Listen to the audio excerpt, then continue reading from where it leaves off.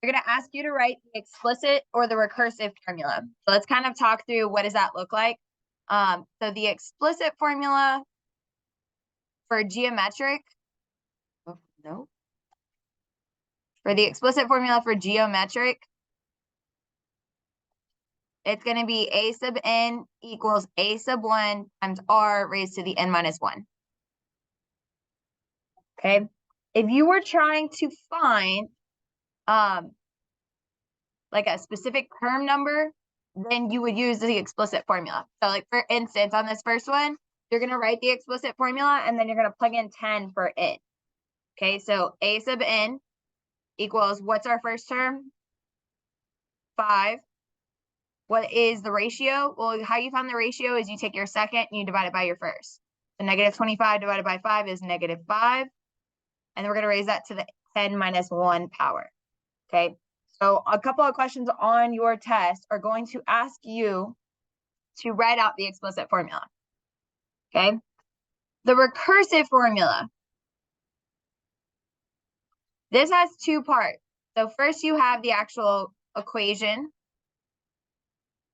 And what this is saying is to find the next term, use the previous term and multiply it times your ratio. But you do have to state what a sub 1 is. Okay, let's say that they give us this information like a sub n equals 4 times a sub n minus 1. And then they say a sub 1 equals 2. Well, what are going to be the first 4 terms? Well, that's going to be 2, 8, and then 32.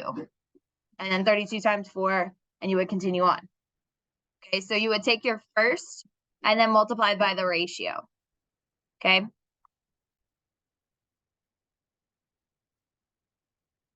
You have a bunch of bacteria. Let's say that you have 1 million bacteria. Okay. And it decreases by a factor of 1/2 every hour. Then I would ask, how many hours would it take to reach below 10,000? Okay, how would I write this? Well, I would say 1 million is my initial. Okay, now a factor of 1/2. That would be 1 minus 1/2, which would just give us 1/2. And then we're going to raise it to the x. And we're trying to find out how long it's going to take for them to reach 10,000. So we're going to set it equal to 10,000. Now you can plug this into Desmos and it'll see where you can cross the x-axis and that'll be your solution. Okay, or you can sit here and just plug in numbers until it works. Okay.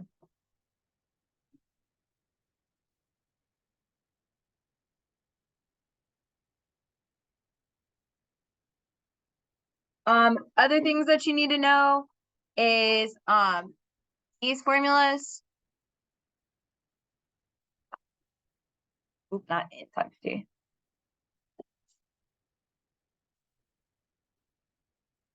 Okay, so if I said that you have a car and that car cost, let's say $6,000 initially, and it depreciates at a rate of 5% per year. How would I write this? Well, I would say 6,000, 1 minus 0.05, and we're going to raise it to the t power. On your test, there is going to be a comparison question. One of them is going to be geometric, and one of them is going to be arithmetic. So that means that you're adding on one, and then you're multiplying on the other. Make sure that you pay attention to that. Don't just assume it's geometric. Okay?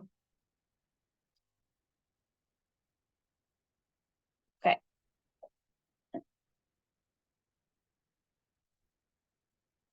If I gave you this equation, let me find this. If I gave you an equation like, oh, it doesn't have that. If I give you an equation like this, where I say 1,000 and 1.05 raised to the x. And I say Josh has a savings account in relation to the number of years. Can you tell me what each part of this equation actually represents? So what does that 1,000 represent? What does the 1,000 represent?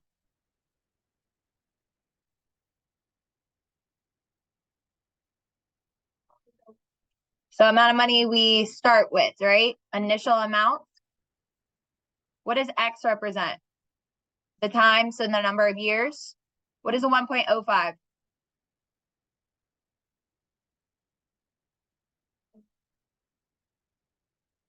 So the rate, or we're going to call this the growth factor. Okay. And then what does A represent?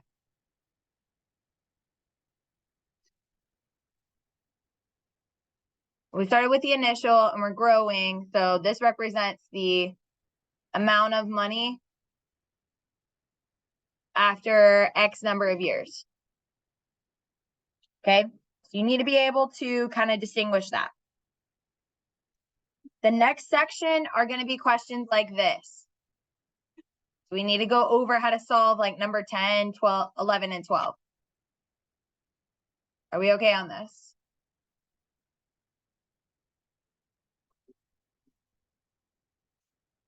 Okay, and the last part is a little bit of reading. So we need to make sure that we're good on word problems. Yep. Do we remember what average rate of change is? Average rate of change, that's that y2 minus y1 over x2 minus x1. Remember, we use the table in order to fill in that x1, y1. And then we can use the graph in order to fill that in as well.